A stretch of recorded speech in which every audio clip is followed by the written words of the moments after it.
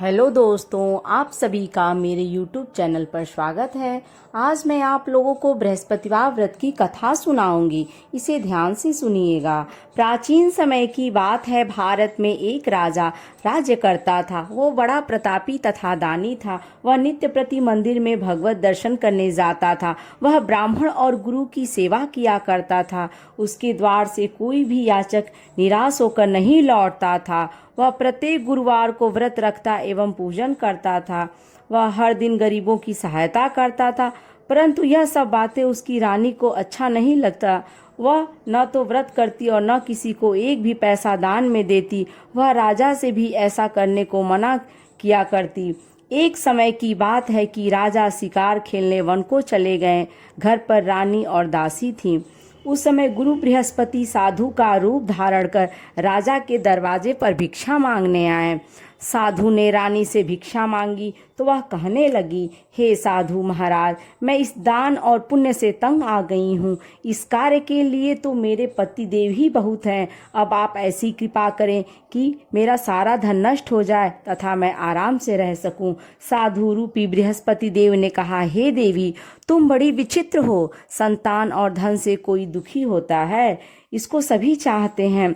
पापी भी पुत्र और धन की इच्छा करता है। अगर तुम्हारे पास धन अधिक है तो तुम भूखे मनुष्यों को भोजन कराओ, प्याऊ लगवाओ, ब्राह्मणों को दान दो, धर्मशालाएं बनवाओ, कुआं, तालाब, बावड़ी, बाग बगीचे आदि का निर्माण कराओ तथा निर्धनों की कुंवारी कन्याओं का विवाह कराओ, साथ ही यज्ञ आदि करो।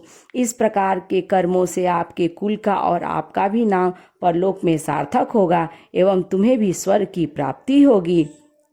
परंतु रानी साधु की इन बातों से खुश नहीं हुई। उसने कहा, हे साधु महाराज, मुझे ऐसे धन की आवश्यकता नहीं जिसको मैं अन्य लोगों को दान देती फिरूं तथा जिसको रखने और संभालने में ही मेरा सारा समय नष्ट हो जाए। साधु ने कहा, हे देवी, यदि तुम्हारी ऐसी ही इच्छा है तो मैं जैसा मैं बताता हूँ तुम वैसा ही करना। बृहस्पतिवार के दिन घर आंगन को गोबर से लीपना, अपने केशों को पीली मिट्टी से धोना, केशों को धोते समय स्नान करना, राजा से कहना वह हजामत करवाए, भोजन में मांस मदिरा खाना, कपड़े धोबी के यहाँ धुलने देना। इस प्रकार 7 बृहस्पतिवार करने से तुम्हारा सारा धन नष्ट हो जाएगा। यह कहकर साधु महाराज रूपी बृहस्पति देव अंतर्धान हो गए। रानी ने साधु के कहने के अनुसार 7 बृहस्पतिवार तक वैसा ही करने का विचार किया।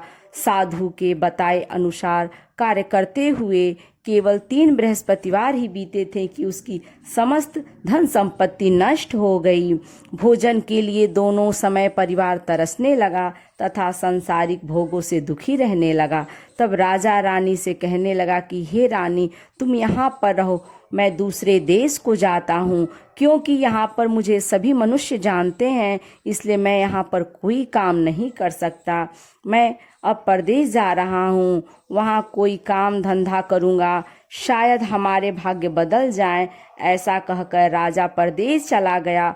वह वहाँ जंगल से लकड़ी काट कर लाता और शहर में बेचता। इस तरह जीवन व्यतीत करने लगा। इधर राजा के बिना रानी और दासियां दुखी रहने लगीं। किसी दिन भोजन मिलता और किसी दिन जल पीकर ही रह जाती। एक समय रानी और दासियों को 7 दिन बिना भोजन के व्यतीत करने पड़े। तो रानी ने अपनी दासी से कहा, हे दासी, यहाँ पास के ही नगर में मेरी बहन रहती है, वो बड़ी धनवान है। तू उसके पास जा और वहाँ से 5 से बेझर मांग कर ले आ, जिससे कुछ समय के लिए गुजारा हो जाएगा।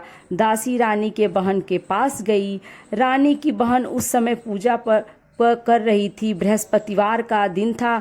दासी ने रानी की बहन से कहा, हे रानी, मुझे आपकी बहन ने भेजा है, मुझे 5 से बेज़र दे दो। दासी ने यह बात अनेक बार कही, परंतु रानी की बहन ने कोई उत्तर नहीं दिया, क्योंकि वह उस समय बृहस्पतिवार की कथा सुन रही थी। जब दासी को रानी की बहन से कोई उत्तर नहीं मिला तो वह बहुत दुखी हुई। उसे क्रोध भी आया। वह लौटकर रानी से बोली, हे रानी, आपकी बहन बहुत ही घमंडी है, वह छोटे लोगों से बात भी नहीं करती।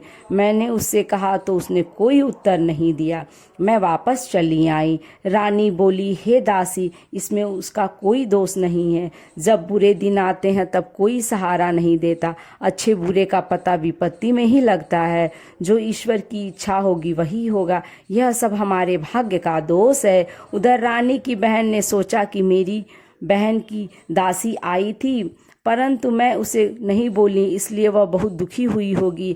अतः कथा सुन और विष्णु भगवान का पूजन समाप्त कर वह अपनी बहन के घर आई और कहने लगी, हे बहन, मैं बृहस्पतिवार का व्रत कर रही थी। तुम्हारी दासी हमारे घर गई थी, परंतु जब तक कथा होती है तब तक हम लोग न उठते हैं और न बोलते हैं, इसलिए मैं नहीं बोली। कहो दासी क्यों आई थी? रानी बोली, बहन, हमारे घर अनाज नहीं था। वैसे तुमसे कोई बात छिपी नहीं है, इस कारण मैं दासी को तुम्हारे पास 5 सेर बेचा लेने के लिए भेजा था। रानी की बहन बोली, बहन देखो, बृहस्पति भगवान सबकी मनोकामना पूर्ण करते हैं। देखो, शायद तुम्हारे घर में भी अनाज रखा हो। यह सुनकर दासी घर के अंदर गई तो वहां उसे एक घड़ा बेजर का भरा मिल गया। उसे बड़ी हैरानी हुई, क्योंकि उसने एक एक बर्तन देख लिया था। उसने बाहर आकर रानी को बताया। दासी अपनी रानी से कहने लगी, हे रानी, देखो, वैसे हमको जब अन्न नहीं मिलता तो हम रोज ही व्रत करते हैं। अगर इनसे इस व्रत की विधि और कथा पूरी हो जाए तो उसे हम भी कर लिया करेंगे। दासी के कहने पर रानी ने अपनी बहन से बृहस्पतिवार व्रत के बारे में पूछा। उसकी बहन ने बताया, हे रानी बहन, बृहस्पतिवार को सूर्योदय से पूर्व उठकर स्नान करके बृहस्पतिवार का व्रत करना चाहिए, लेकिन उस दिन सिर नहीं धोना चाहिए। बृहस्पतिवार के व्रत चने की दाल और मुनक्के से विष्णु भगवान का किल्ली के वृक्ष की जड़ से पूजन करें तथा दीपक जलाएं। उस दिन एक ही समय भोजन करें। भोजन पीले खाद्य पदार्थ का करें तथा कथा सुने।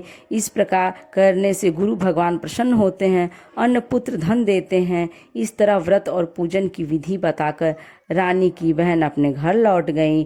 रानी और दासी दोनों ने निश्चय किया कि वे बृहस्पति देव भगवान का पूजन जरूर करेंगी। 7 दिन बाद जब बृहस्पतिवार आया तो उन्होंने व्रत रखा। गौशाल में जाकर चना और गुड़ बीन लाई तथा उसकी दाल से केले की जड़ में विष्णु भगवान का पूजन किया। अब भोजन कहाँ से आए? दोनों बड़ी दुखी हुई, परंतु उन्होंने व्रत किया था, इस कारण बृहस्पति देव भगवान प्रसन्न थे। वे एक साधारण व्यक्ति के रूप में 2 थालों में सुंदर पीला भोजन लेकर आए और दोनों को देकर बोले, हे दासी, यह भोजन तुम्हारे और रानी के लिए है, तुम दोनों करना। दासी भोजन पाकर बड़ी प्रसन्न हुई और रानी से बोली, रानी जी, भोजन कर लो। रानी को भोजन आने के बारे में कुछ पता नहीं था, क्योंकि वह दासी से बोली, इसलिए वह दासी से बोली, जा तू ही भोजन कर, क्योंकि तू हमारी व्यर्थ में हंसी उड़ाती है। दासी बोली, एक व्यक्ति अभी भोजन दे गया है। रानी कहने लगी, वह भोजन तेरे लिए ही दे गया है, तू ही भोजन कर। दासी ने कहा, वह व्यक्ति हम दोनों के लिए 2 थालों में भोजन दे गया है, इसलिए मैं और आप दोनों ही साथ साथ भोजन करेंगी। फिर दोनों ने गुरु भगवान को नमस्कार कर भोजन प्रारंभ किया। उसके बाद से वे प्रत्येक बृहस्पतिवार को गुरु भगवान का व्रत और पूजन करने लगी। बृहस्पति भगवान की कृपा से उनके पास धन हो गया, परंतु रानी फिर पहले की तरह से आलस्य करने लगी।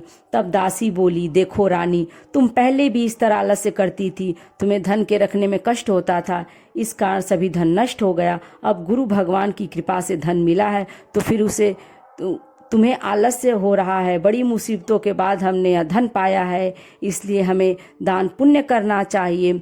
तुम भूखे मनुष्यों को भोजन कराओ, प्याऊ लगवाओ, ब्राह्मणों को दान दो, कुआं, तालाब, बावड़ी आदि का निर्माण करवाओ, मंदिर पाठशाला बनवाकर दान दो, कुंवारी कन्याओं का विवाह करवाओ, धन को शुभ कार्यों में खर्च करो, जिससे तुम्हारे कुल का यश बढ़े तथा स्वर्ग प्राप्त हो और पितृ प्रसन्न हो। दासी की बात मानकर रानी ने इसी प्रकार के कर्म करने प्रारंभ किए, जिससे उनका काफी यश फैलने लगा।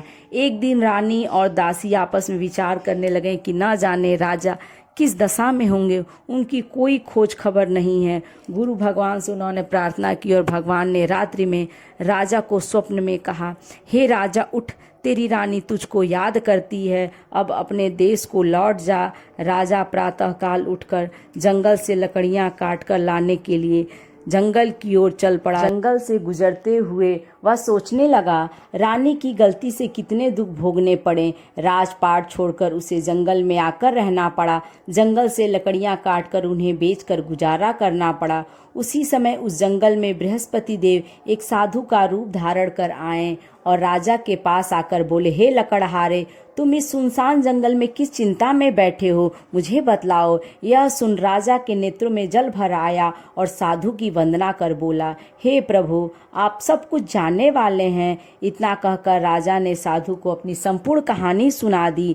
महात्मा तो स्वभाव से ही दयालु होते हैं। वे राजा से बोले, हे राजा, तुम्हारी पत्नी ने बृहस्पति देव के प्रति अपराध किया था, जिसके कारण तुम्हारी यह दशा हुई। अब तुम किसी प्रकार की चिंता मत करो, भगवान तुम्हें पहले से भी अधिक धन देंगे। देखो, तुम्हारी पत्नी ने बृहस्पतिवार का व्रत करना प्रारंभ कर दिया है। अब तुम भी बृहस्पतिवार का व्रत करके चने की दाल व गुड़ और जल को लोटे में डालकर केले के पत्ते से भगवान विष्णु का पूजन करो।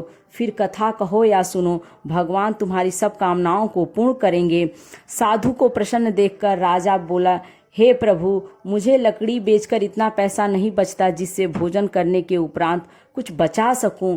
मैंने रात्रि में अपनी रानी को व्याकुल देखा है। मेरे पास कोई साधन नहीं है जिससे समाचार जान सकूं। फिर मैं बृहस्पतिवार की कौन सी कहानी कहूं या सुनूं, मुझको तो कुछ भी मालूम नहीं है। साधु ने कहा, हे राजा, तुम किसी बात की चिंता मत करो। बृहस्पतिवार के दिन तुम रोजाना की तरह लकड़ियां लेकर शहर में जाओ। तुम्हें रोज से 2 गुना धन प्राप्त होगा, जिससे तुम भली भांति भोजन कर लोगे तथा बृहस्पति देव की पूजा का सामान भी आ जाएगा। बृहस्पति देव की कथा इसी प्रकार से है। यदि ये वीडियो आपको अच्छी लगे तो लाइक करें और यदि मेरे चैनल पर आप नए हैं तो इसे सब्सक्राइब करें।